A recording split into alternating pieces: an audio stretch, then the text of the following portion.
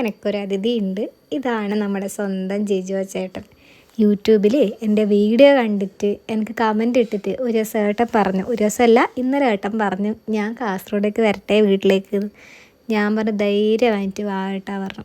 ഞാൻ സത്യമായിട്ടും വിചാരിച്ചിട്ടാ ജിജോ ചേട്ടനും ഫാമിലിയും എന്നെ കാണാൻ വരുന്നു. ഒന്നാമത് അപ്പം എവിടെയുള്ള ആൾക്കാരൊന്നും കൂടി എനിക്കറിയില്ല. പക്ഷേ ശനിയാഴ്ച വരുന്ന പറഞ്ഞിട്ടുമ്പോഴും എനിക്കന്ന് വേറെ പോകാനുണ്ട് എന്നെല്ലാം പറഞ്ഞ് രാവിലെ ഞാൻ അമ്മയോട് പറഞ്ഞതിൽ ഇങ്ങനെ ഒരാൾ വരുന്നു പറഞ്ഞതെല്ലാം മാത്രം എൻ്റെ വീട്ടിലേക്ക് ഞാൻ പ്രതീക്ഷിക്കാണ്ട് എനിക്ക് കണ്ണൂരിൽ നിന്ന് ഒരു കുടുംബം വന്നു. എൻ്റെ കുടുംബത്തെ കിട്ടി. കൈമ ഫോൺ വെച്ചിട്ട് ആ പന്നിനെ പിടിക്കുന്ന സാധനമല്ല ഞാൻ കളഞ്ഞു.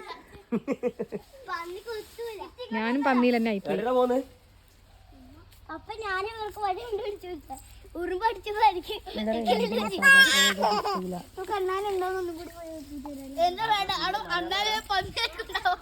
പന്നി പോയാടാ, പന്നി വരുവാനി. ഇതാണ് ജിജോ ചേട്ടനും ജിജോ ചേട്ടൻ്റെ ഫാമിലി. ജിജോ ചേട്ടന് 6 മക്കളുണ്ട്. 5 മാത്രമേ എൻ്റെ വീട്ടിലേക്ക് വന്നിട്ട്. ഒരാൾ 9ാം ക്ലാസ്സിൽ പഠിക്കുന്നുണ്ട്, സ്കൂളിലേക്ക് പോയി.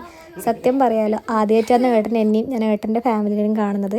എനിക്ക് സ്വന്തം ഏട്ടനെ പോലെ, സ്വന്തം ഏട്ടൻ കിട്ടിയ പോലെയാണ് എനിക്ക് ഫീലായത്. അത്ര തന്നെ ഇഷ്ടപ്പെടുന്നുണ്ട്, എൻ്റെ പാട്ടിനെ ഇഷ്ടപ്പെടുന്നുണ്ടെന്ന് മനസ്സിലായി. കുറേ കാര്യം ഏട്ടൻ്റെ ജീവിതത്തിൽ നടന്ന കുറേ കാര്യങ്ങൾ പറഞ്ഞു.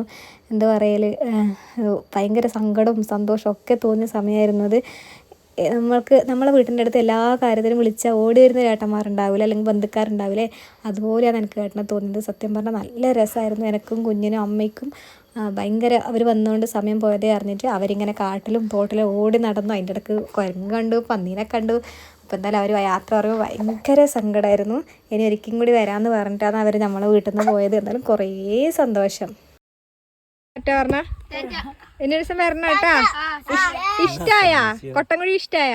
പിന്നെന്താ, പക്ഷെ 5-6 മനുഷ്യന്മാരെ ഇങ്ങോട്ട് കയറ്റി വഴി പറഞ്ഞുതരാനല്ലേ.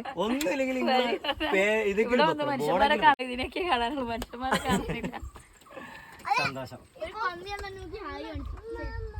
അങ്ങനെ 105 കിലോമീറ്റർ. എത്ര കിലോമീറ്റർ?